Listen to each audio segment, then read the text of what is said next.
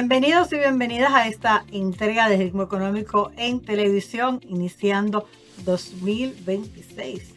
Ya pasamos el primer cuarto de los años 2000. Eso es un hito importante, porque en 25 años se cambian muchas cosas en una sociedad, en un país. En nuestro país, algo que ha ido evolucionando desde el año 1992, cuando se aprobó el actual Código Tributario, es el pago de los impuestos. Y a principios de año hay que hacerlo, hay que organizarse. Por eso en el día de hoy contamos con una especialista en materia tributaria, en el pago de impuestos, para que nos dé luz, nos oriente de cómo hacerlo correctamente, de cómo mantener una buena salud tributaria para ser productivos, evitarnos los problemas con la DGI y que nuestros negocios y nuestras actividades económicas pues sigan adelante. Buenas noticias al principio de año. Las previsiones de crecimiento económico para la República Dominicana son de un 4.5 por parte de organismos internacionales como el Banco Mundial.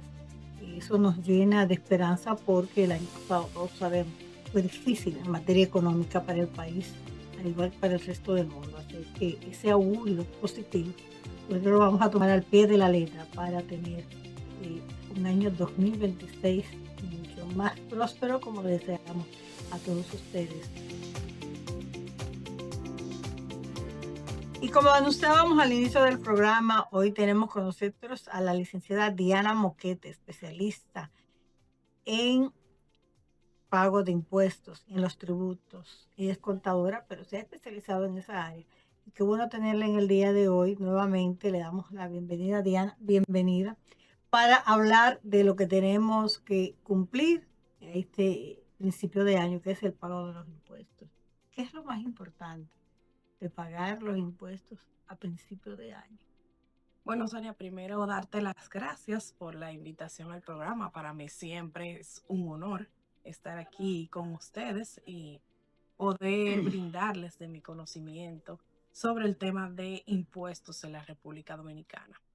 Tú preguntabas que cuál es el beneficio de pagar impuestos a principio de año. Bueno, más que ser una obligación, porque tanto las personas físicas como jurídicas en este cuatrimestre o en los primeros 4 meses del año están obligados a presentar y pagar sus impuestos. Pero ¿qué beneficio tiene hacerlo con antelación o con anticipación? Múltiples, sobre todo que podemos prepararnos financieramente, porque no es lo mismo un contribuyente que tenga que pagar 100,000 pesos y que se declare en el mes de abril a 3, 4 días de la fecha de vencimiento que se declare en el mes de enero. Primero porque la DGI te da el beneficio de poder hacer acuerdos de pago sin intereses previo la fecha de vencimiento del impuesto. Entonces, eso es uno de los grandes beneficios que el contribuyente, por lo menos, si ya tiene la obligación de hacer el pago, pues lo hace con más calma, más tranquilidad. También se pueden buscar otros mecanismos de gestión tributaria eficaz para poder reducir de manera consciente ese pago de tributos, siempre y cuando se haga con calma, se haga con tiempo. Pero las cosas cuando se hacen rápido, cuando se hacen a última hora, primero tiende a cometerse muchos errores y segundo a dejar informaciones que son de vital importancia para las empresas y los contribuyentes. Esos errores y esa falta de información puede ser arreglada, vamos a decir, ante las autoridades tributarias. Sí, se puede corregir con una Esa es otra rectificativa. ventaja entonces de hacerla a tiempo. Exactamente, se puede corregir, pero con una rectificativa. Ya la rectificativa es otro proceso más, digamos, más tedioso, en el que habría que ir físicamente a depositar documentos a la DGI y llevar un sinnúmero de evidencias de las informaciones tributarias que se están colocando en los formularios. Sin embargo, al hacerlo a tiempo, lo hacemos de manera virtual, sin complicaciones y con estrategias tributarias eficientes para los negocios. Diana, algo que la gente percibe o tiene la idea es que después que una cosa llegó a la DGI, eso usted no lo puede cambiar, eso usted no lo puede discutir. No, vamos a hablar un poquito de esos procesos o recursos, como le llaman los especialistas, que el ciudadano tiene a mano para poder corregir o clarificar alguna situación ante la DGI. Sí, claro, como decía anteriormente, existe el proceso de la rectificativa. Sin embargo, las rectificativas son oportunidades delicadas que nos da la DGI de poder corregir ciertos errores.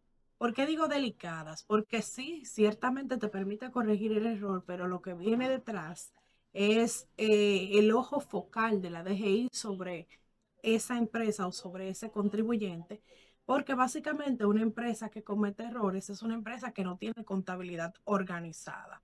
Y eso para la DGI es sumamente delicado.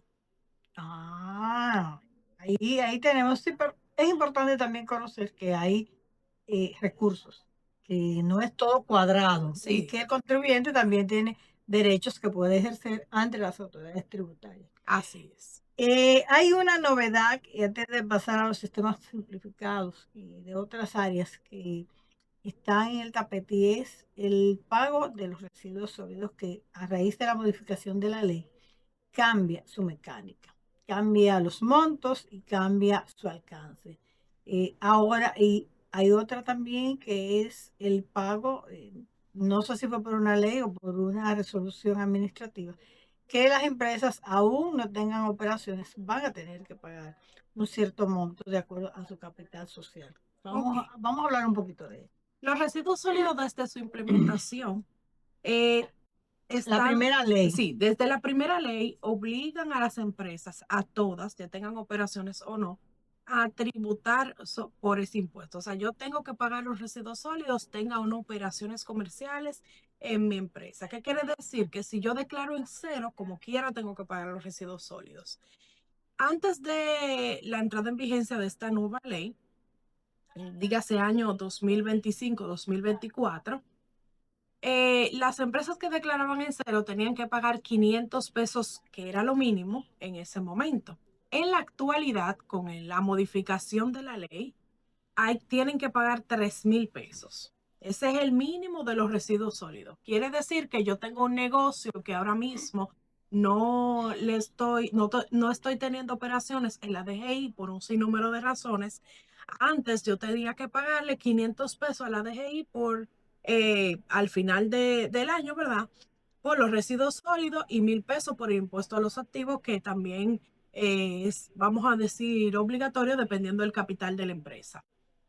1,500 pesos, vamos a poner una media. Ahora, esos 1,500 pesos que yo tenía que pagar se han transformado en 4,000 pesos, porque tengo el mínimo de los residuos sólidos, que son los 3,000 pesos, más los 1,000 pesos de impuesto a los activos. O sea que hay un incremento importante en ese sentido. Ese tema de los residuos sólidos es largo, no lo vamos a abordar ahora, porque no es lo mismo, no genera el mismo desecho una empresa, por ejemplo, de informática que un restaurante, Sí, que y sí genera, por su naturaleza, cada empresa tiene un nivel de desecho sólido distinto. claro, así es. Pero en este caso, la ley no hace clasificación ni distinción por tipo de empresa, sino por el volumen de las operaciones. O sea, los residuos sólidos están gradual en función al volumen de operación, al volumen de ingreso que usted presente a la DGI. Ahí hay entonces una contradicción desde mi óptica, porque si yo no tuve operaciones, declaré en cero, no tuve ningún volumen de operaciones. O sea que es una contradicción de la ley y de la realidad que vive una empresa. Si yo no tuve operaciones, entonces, ¿por qué tengo que pagar un impuesto que no he usado? Y ahí mismo hay otra cosa que nos han preguntado varias veces. Cuando una empresa está en cero, o sea que está, no recuerdo el término técnico, o sea que no está en operaciones, y que lo ha notificado a la DGI, En también va a cese, tener, ¿eh? en cese. Exacto. Cuando una empresa está en cese, porque me lo preguntaban varias personas, también tendrá que pagar estas dos penalidades. Bueno, en cese tiene la obligación de declarar el IR2, o sea, no tiene la obligación de hacer las declaraciones mensuales como el ITEVI y otras obligaciones que tienen las empresas, pero sí el IR2. Entonces, a raíz de la declaración del IR2 viene la contribución de los residuos sólidos. Por lo Y del tanto, capital. aunque la empresa esté en cese, ¿por qué viene esto? Déjame aclarar algo. El capital o el 1% del capital se da porque se supone que todas las empresas al momento de su constitución han colocado un capital suscrito y pagado. Entonces, ese capital suscrito y pagado mediante una fórmula contable, si se supone que yo digo que mi empresa tiene 100,000 pesos para iniciar y yo no he iniciado, quedan en fondo, o sea, contablemente hablando. Entonces, en ese fondo, yo cuando hago la declaración jurada, tengo que declarar todos los activos, en especial el capital también. Entonces, pago el 1% por el capital suscrito y pagado, que en este caso, si tengo un mínimo de 100,000 pesos, que es lo que exigen, por lo menos para las empresas SRL, entonces tengo que pagar esos 1,000 pesos en Mm. dos cuotas, una en el momento de la declaración y otra en el mes de agosto. Bueno, se complica cada día más esto. Se complica cada día más. Vamos a ver un poquito que ellos son los más afectados por este tipo, por los cambios generalmente de la materia impositiva, porque son negocios pequeños y personas físicas. Las acogidas a los sistemas simplificados, que eso tiene muchos bemoles todavía, pero bueno, lo vamos a acoger a la realidad, a lo que hay ahora mismo. En el caso de las pequeñas empresas que generalmente la constituyen los llamados emprendedores, a gente que está comenzando, que todavía no tiene una estructura empresarial grande. ¿Cuáles son las previsiones que debe tener una pequeña empresa acogida a los sistemas simplificados para hacer una declaración correcta y que no le genere ningún tipo de ruido con las autoridades fiscales? Mira, yo considero que es muy importante las asesorías contables, que sus contadores se sienten con ellos y vean todos los números del año, porque una declaración no es algo aleatorio, no es algo de un simple formulario. Una declaración jurada anual es un resumen de todas las operaciones de ingresos y gastos y costos también que ha tenido una empresa durante el año. Y en función a eso, entonces es que se tributa ¿verdad? Se descuenta el 27%, que es el pago del impuesto sobre la renta. En el caso de los RCT específicamente, no tributan bajo el 27%, sino bajo otras nomenclaturas de regímenes simplificados, pero que también pueden ser previstas con anterioridad, ya que esos formularios se encuentran en la Dirección General de Impuestos Internos y son herramientas que usted la puede descargar y hacer un planteamiento de cómo están sus números en la empresa antes de hacer la declaración. ¿Qué quiere decir con esto? Mira, el RCT tiene desde el 1 de febrero hasta el día 28 para hacer la declaración y que se ha cumplido el plazo para declarar el ITEVIS del mes de diciembre. Entonces, con ese cierre, usted puede tener un panorama completo de su año 2025. Entonces, eso le va a permitir tener una proyección de, mira, en febrero yo voy a declarar un monto X y eso en la planilla le va a traer todas las deducciones que usted va a pagar en base a ese ingreso declarado. Algo importante que siempre se dice, Diana, es que una cosa es para pasar de emprendedor a empresario, lo primero que usted tiene que tener es la planificación, porque cuando usted es emprendedor, usted tiene una idea, usted inicia una actividad económica, pero no tiene la estructura de una empresa. Entonces, en ese sentido, en materia contable, eh, la gente cobra, paga, factura y muchas veces no tiene los soportes de cada una de esas. ¿Cuáles son esos soportes, esos documentos que usted tiene que tener organizado y hasta anotado, digo yo, para que cuando haga su declaración pueda hacerla de manera correcta? Y si tiene alguna inconsistencia, pues usted pueda demostrar que sí, que usted hizo esta transacción, que le hicieron esta retención, que usted emitió la factura correcta, etcétera. Normalmente, los RCT sobre todo tienden a ser un poco más desorganizados que las empresas del régimen normal. ¿Y por qué digo esto? Porque como el RCT no tiene la obligación de declarar mensualmente, esos empresarios, emprendedores, ¿verdad? Realizan una factura, quizás no guardan el archivo, reciben el pago de la factura, cargan una retención sobre sus hombros, o sea que tienen que recibir un pago con retención, pero no solicitan las cartas de retención. Y es importante que esta documentación esté estrictamente guardada, porque incluso el Código Tributario establece que son 10 años que se debe guardar la documentación tributaria o contable. Y en ese sentido, se supone que se deben tener las facturas de ingresos conjuntamente con el pago recibido de esa factura y la carta de retención, en especial los que son RCT, que están obligados a que les retengan ya sea el 100% del ITEVIS o alguna otra retención que aplique en el caso de los servicios, y hacer un archivo por año de toda esa información. Porque si pasa cualquier cosa, y que me ha pasado también con otros colegas que han tenido situaciones de que ellos declaran lo que está en datos de tercero. Solamente 5 o 6 facturas. Datos de tercero, para que vayamos en consonancia, es el cruce, ¿verdad? De las facturas que usted le emite a su cliente y el cliente la registra. Pero si ese cliente no la registró, a mí no me va a aparecer en ese cruce de los terceros.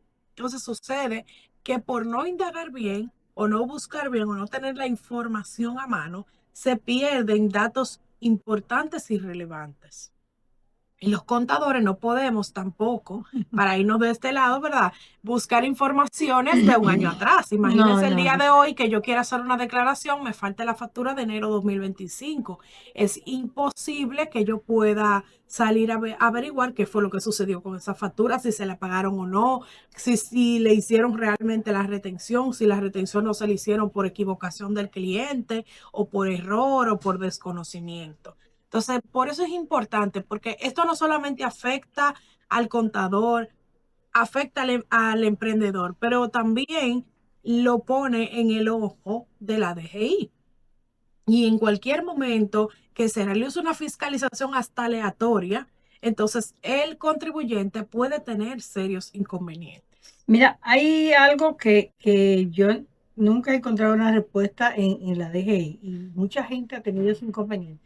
Una persona que esté en ese sistema, en el régimen simplificado, y que por error un cliente le pague y no le retenga los impuestos, que ha pasado, sobre todo el TED, que es el más sensible de los dos. Sin embargo, no hay, o por lo menos no la conozco y no he encontrado a nadie en la DGI que me lo explique, cómo esa persona puede hacer ese pago, hacer esa declaración de ICT y pagarlo. Porque si no me lo retuvieron, pero lo lógico es que entonces yo lo pague a la DGI. Pero la verdad es que ni en la DGI no hemos encontrado una persona que realmente tenga o conozca el procedimiento para hacer eso, cosa que es muy frecuente. Claro. Y por eso a veces muchas personas con negocios pequeños tienen inconvenientes, porque como dicen, no se fijan que no les retuvieron el ITEVIS, no lo resuelven a tiempo y luego viene el choque con la autoridad tributaria. Quien tiene que pagar ese ITEVIS es el cliente, no el contribuyente que está emitiendo la factura. Entonces, ¿qué sucede en ese caso? Mira, la retención se paga a través del formulario IT1, que es donde se declara el ITEVIS. Al ser RCT, está exento de hacer esa declaración de ITEVIS. Por lo tanto, al recibir el dinero, el RCT no tiene ninguna forma dentro de la plataforma de la DGI de declarar esa retención no realizada a menos que declare el ITEVIS, o sea, que declare el formulario por lo menos de ese mes. Entonces, ¿cuál es el procedimiento correcto? Lo correcto es que el dinero se le devuelva al cliente y se le cree la conciencia de que usted es que tiene que pagarlo porque usted es que tiene que retenerlo. Ya que al quedarse conmigo o con el contribuyente, él está asumiendo una responsabilidad que a la larga le va a pesar.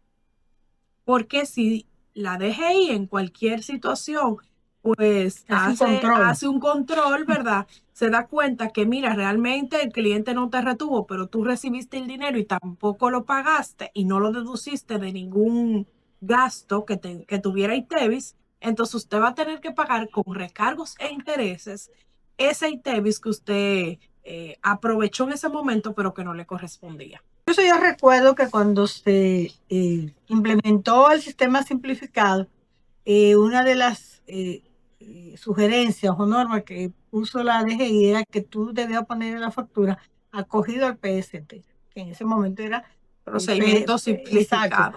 al PST, para que a quien tú le emitías la factura se enterara de que usted estaba acogido a ese sistema y que por lo tanto tenía que hacerle la retención debida. Después se cambió a RCT, pero al final es más o menos lo mismo.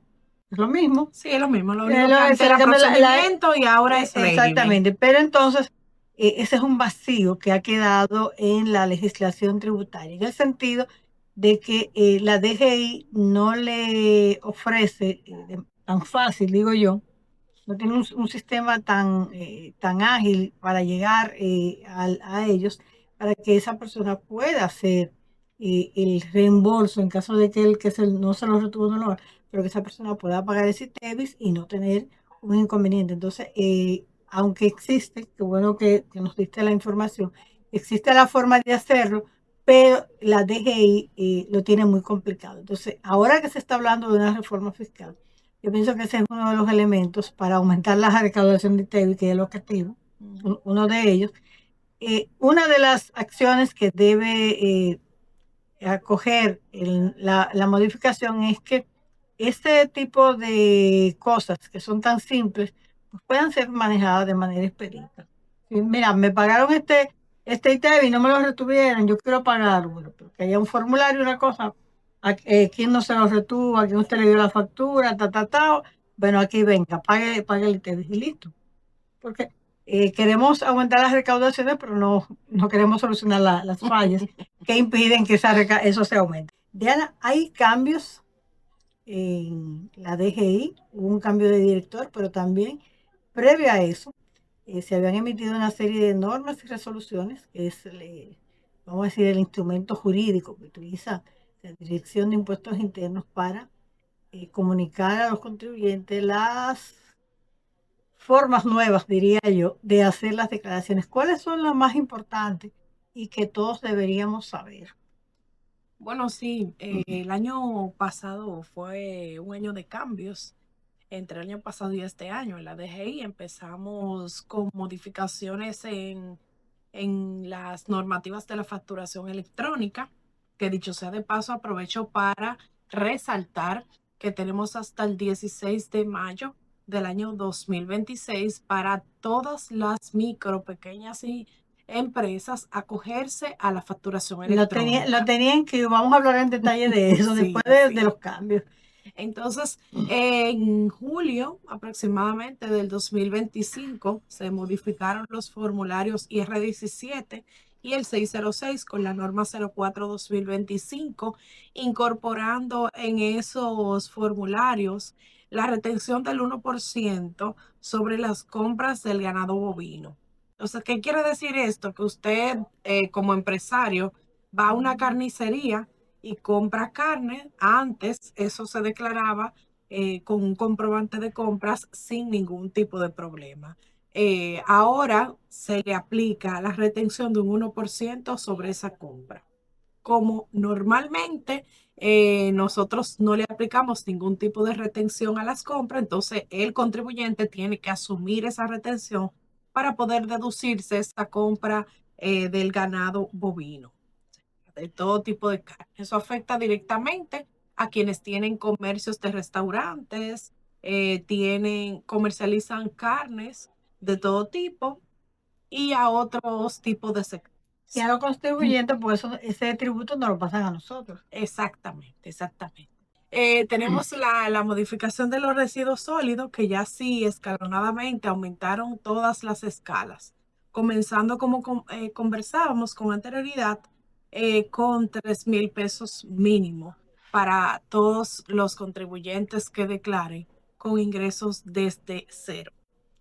Ahora vamos con la facturación electrónica, porque no quiero que se nos termine el tiempo sin hablar de eso.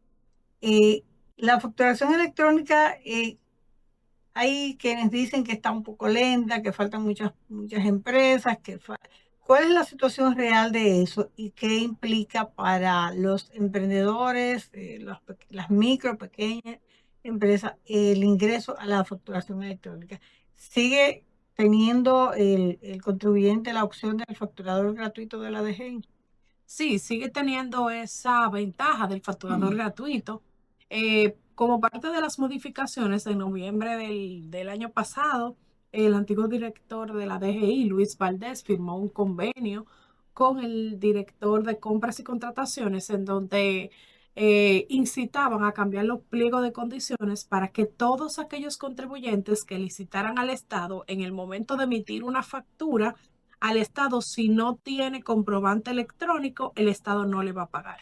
Y eso Oh, es a partir, ese convenio se firmó en noviembre, pero se iba a implementar progresivamente a partir de este año. Entonces, eso también ejerce un poco de presión sobre aquellas microempresas que tienen contratos con el Estado actualmente.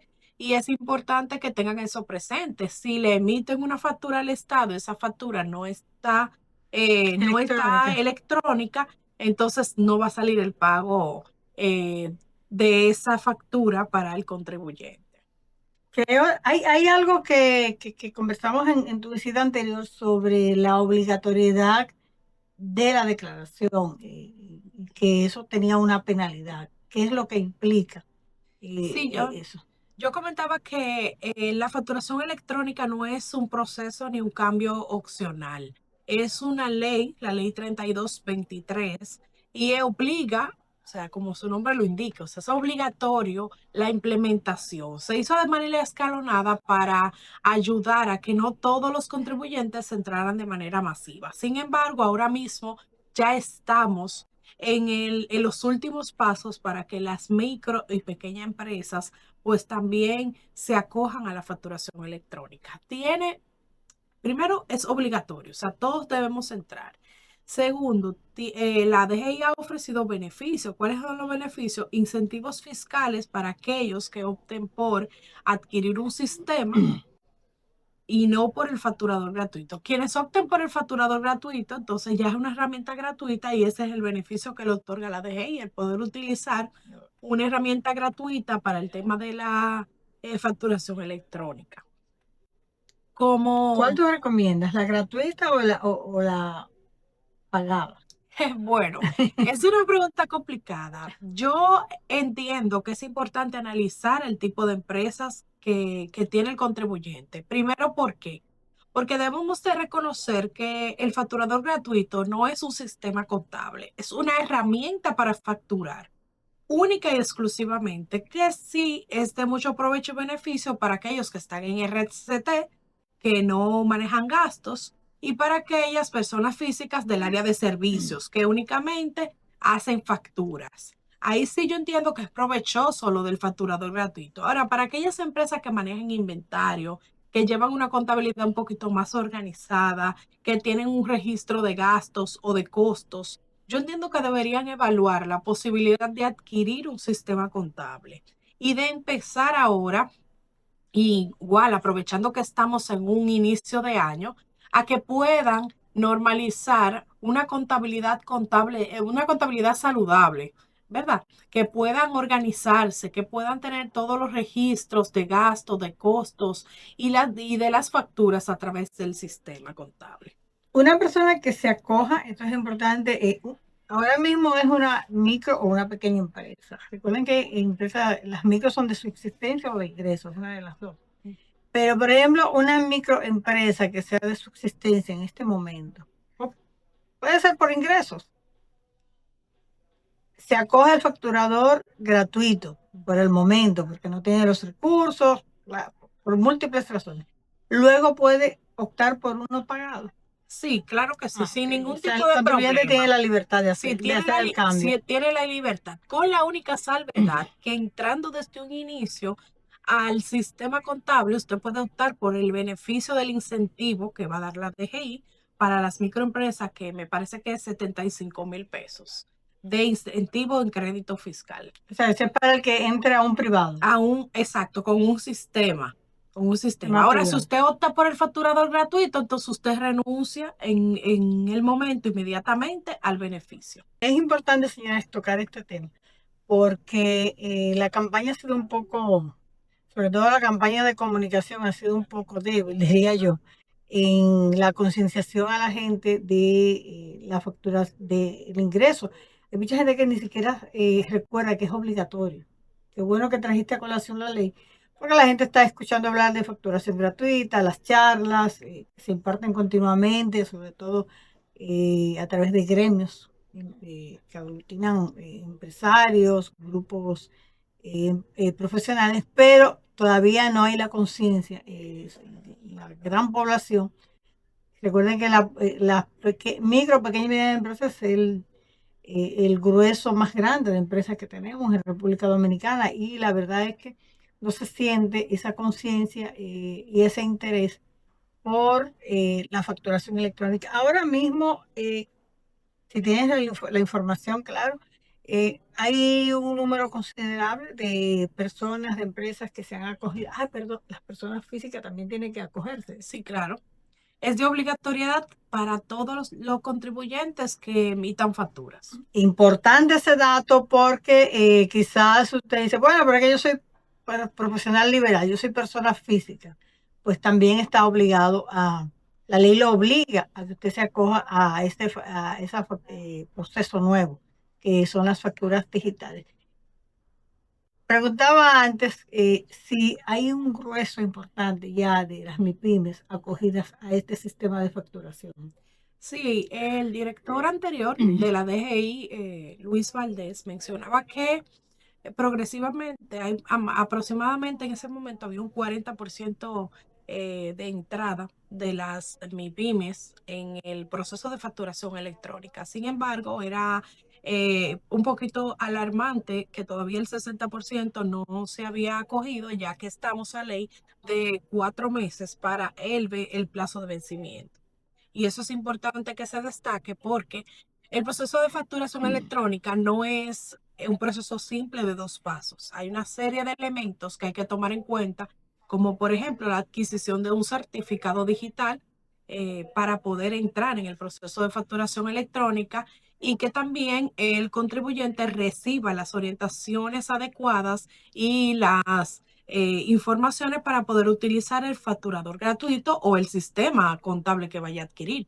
A propósito, entonces el paso inicial es adquirir una certificación. Sí, el certificado ¿Dónde la digital. gente lo adquiere? ¿Tiene costo? Sí, tiene costo dependiendo la longitud. Vamos a decir que ahora mismo las entidades que lo están emitiendo son Digifirma y Viafirma.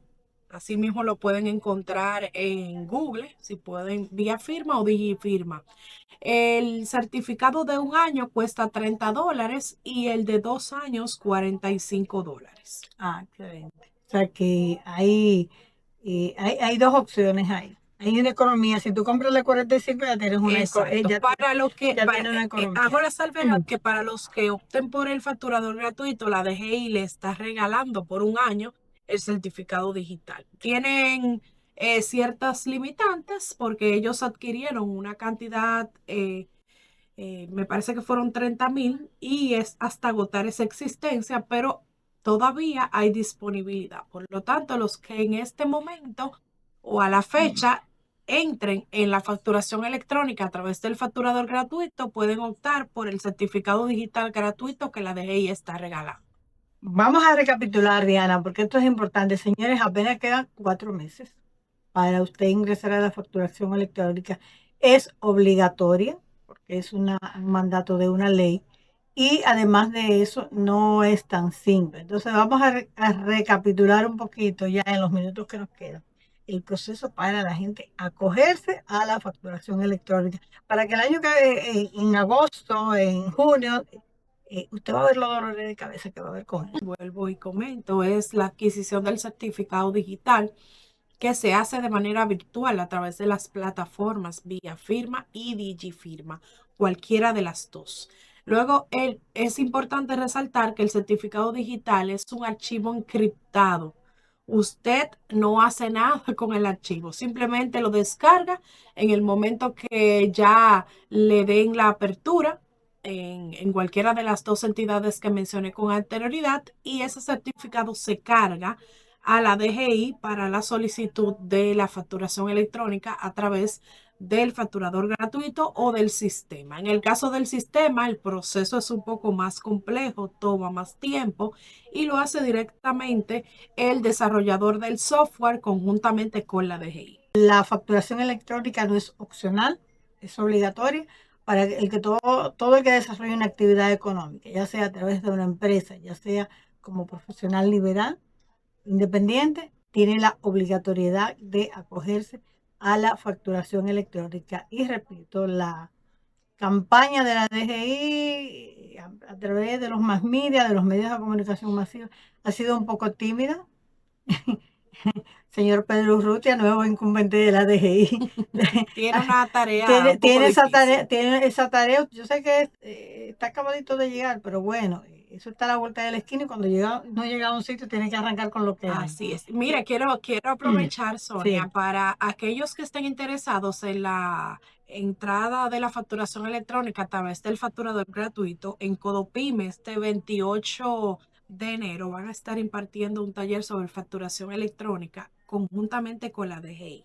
Entonces, Excelente. importante que quienes quieran tener más información sobre la facturación electrónica en general y específicamente del facturador gratuito, pues contacten el número de Codopime o pueden escribir a través de las redes sociales @Codopime y ahí le van a dar las informaciones necesarias para usted inscribirse en ese taller que va a estar bastante interesante. Y yo le voy a reiterar algo que dijiste que es importante.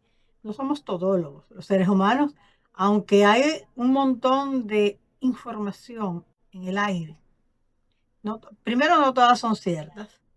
Y segundo, no lo podemos saber todo y dominar todo. Les quiero reiterar, acérquese a un profesional de la contabilidad, y se lo digo por experiencia, tener un profesional de la contabilidad que asesore a uno y que haga ese trabajo por uno es invaluable y le evita muchos dolores de cabeza, le evita muchos gastos innecesarios a usted y muchos pagos que usted después tiene que hacer por no tener una asesoría profesional adecuada. Hay muchísimos profesionales en República Dominicana. Aquí tenemos a Diana.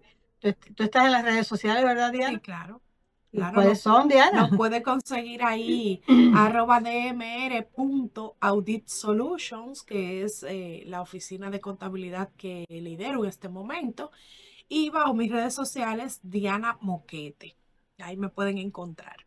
Claro que sí. Y déjeme decirle que, les reitero, tener una persona con las capacidades, con el conocimiento que tienen profesionales como Diana para llevar esos procesos ante las autoridades tributarias, usted no sabe los dolores de cabeza y el dinero que le va a ahorrar, porque hay varias cosas con las que no se puede tener pleitos, y una de ellas en cualquier país del mundo, el tema de las autoridades impositivas. Mire, evítese ese pleito. Y ahorra dinero y tiempo y dolores de cabeza buscando un profesional del área de la contabilidad, del área de el expertise en el área tributaria. Y usted, mire, se va a ahorrar tiempo, dinero y va a crecer más su negocio. Así es. Va a crecer más su negocio. Diana, muchísimas gracias por haber estado con nosotros en esta entrega. Tienes que volver siempre, por lo menos una vez al mes. Gracias, Vamos Sonia, a por la tener a Diana por invitación. aquí porque el tema tributario es el día a día de todos los que salimos a diario a producir el dinero para sostener nuestras familias y nuestras casas. Así mismo es. Y es Así, importante que los contribuyentes pues tomen conciencia y a tiempo, pues ya que estamos en enero, empiecen desde ya a poder realizar todas sus operaciones, revisar las operaciones del año 2025 para poder ver los diversos escapes que tuvieron y corregir a tiempo antes de que se haga la declaración final. bueno, tenemos que tomar conciencia los contribuyentes y las autoridades. Así es. Tienen que tomar conciencia de que deben hacerle los procesos más idóneos y más expeditos también a los contribuyentes para que puedan cumplir con sus obligaciones. Se dice que hay evasión fiscal, pero ¿cuáles son las causas de la evasión? Esa es la pregunta del millón. Nos vemos en la próxima entrega de Ritmo Económico en Televisión. Recuerde que este programa se coloca en YouTube y pueden también seguirnos en nuestra página web www.ritmoeconómico.com y en las redes sociales. Nos vemos.